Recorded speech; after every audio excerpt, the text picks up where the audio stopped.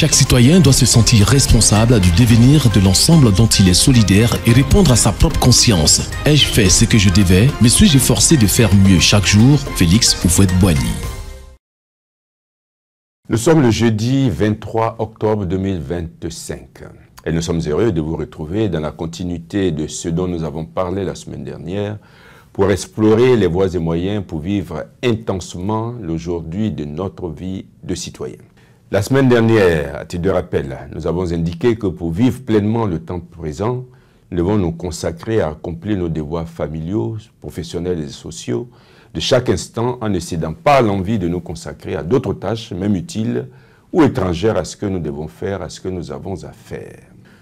Se consacrer à accomplir ces devoirs quotidiens ne suffit pas. Encore faut-il s'y immerger complètement.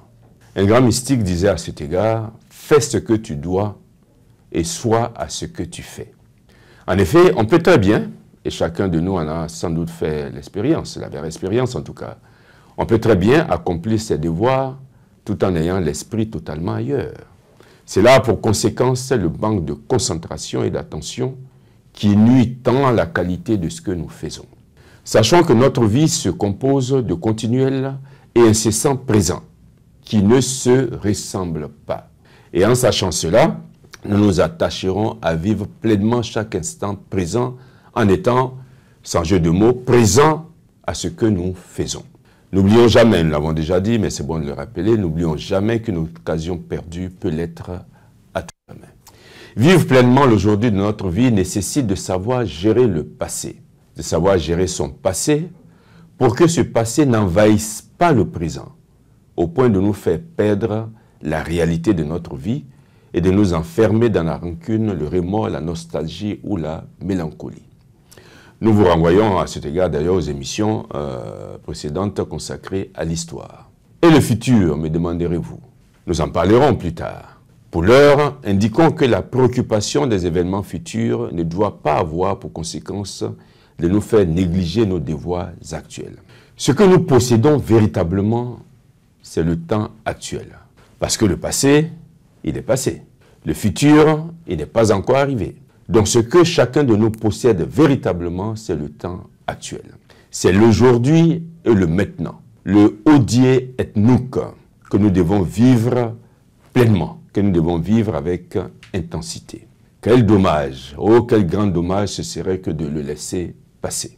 Vivre pleinement le temps présent revient à ne pas laisser le devoir de l'instant présent pour après.